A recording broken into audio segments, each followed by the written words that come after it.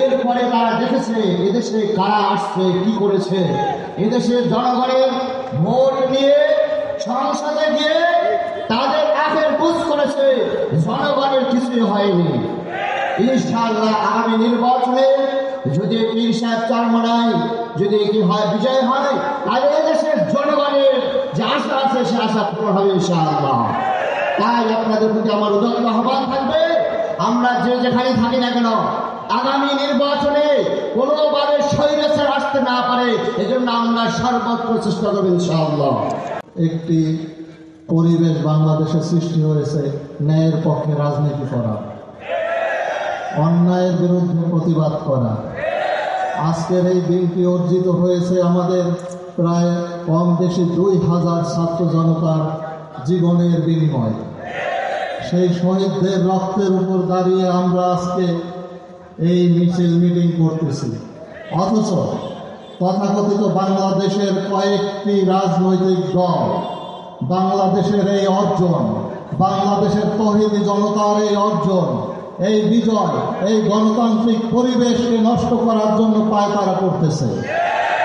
তারা এখন তথাকথিত সেই রাষ্ট্র, আমাদের প্রতিবেশী রাষ্ট্রর তাবেদার হওয়ার জন্য, একে অপরের সহযোগিতা করার জন্য আজকে বাংলাদেশকে আবারও তলানিতে নিয়ে যাওয়ার জন্য চেষ্টা করতেছে। বাংলাদেশের জনগণ এটা মেনে নেবে না। বাংলাদেশের জনগণ ন্যায়পরায়ণ জনগণ, বাংলাদেশের জনগণ রক্ত দেওয়ার জন্য প্রস্তুত, সব সময় ন্যায় প্রতিষ্ঠা করার জন্য সকল সময় প্রস্তুত। আপনারা দেখবেন 52 ভাষা আন্দোলনে এই বাংলার মানুষ জীবন দিয়েছিল, 71-এর স্বাধীনতা যুদ্ধেও বাংলার মানুষ জীবন দিয়েছিল। কিন্তু যে পরিবারের একটা সদস্য পাবেন না যে 71-এর মুক্তিযুদ্ধে শহীদ হয়েছে, সেই পরিবার এই বাংলাদেশের স্থপতি হিসাবে দাবি করে। একটা নিদর্শন পাবেন না তাদের পরিবারের একটা লোক সেই 1971-এর স্বাধীনতা যুদ্ধে শহীদ হয়েছে। অথচ তারাই ট্রেনিং নিয়ে এসে সার্টিফিকেট দেওয়া শুরু করেছে যে অমুকে মুক্তিযোদ্ধা। সেই দিন আর আমরা দেখতে চাই না।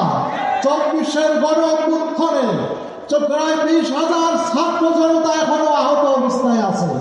বাংলাদেশের নির্বাচন হতে হবে একটি নিরপেক্ষ নির্বাচন। এই নির্বাচন তথাকথিত পদ্ধতিতে হতে হলে সেইখানে আমাদের আশা আকাঙ্ক্ষার পূরণ হবে না। তাই পিআর পদ্ধতির কোনো বিকল্প নাই বাংলাদেশে। বাংলাদেশে দেখবেন তথাকথিত যে রাজনৈতিক শক্তি ক্ষমতায় যাওয়ার চিন্তা করতেছে, তাদের একে একে পতন হইতেছে, ন্যায়ের পক্ষে বিজয় আসতেছে, অন্যায়ের বিরুদ্ধে মানুষ সচেতন হয়ে গেছে। আর কোনো খারাপ পক্ষে দুর্নীতিবাদ দেখে বাংলাদেশের মানুষ ভোট দিতে চায় না। বাংলাদেশের মানুষ সেবক চায়, কোনো ক্ষমতাবান মন্ত্রী চায় না, খাদেম চায়, নাকি ভাই? সুতরাং এই নির্বাচন ব্যবস্থা পিআর পদ্ধতিতে করার জন্য বাংলাদেশের মাথামার জনসাধারণ, তৌহিদি জনতা আমরা রাজি আছি।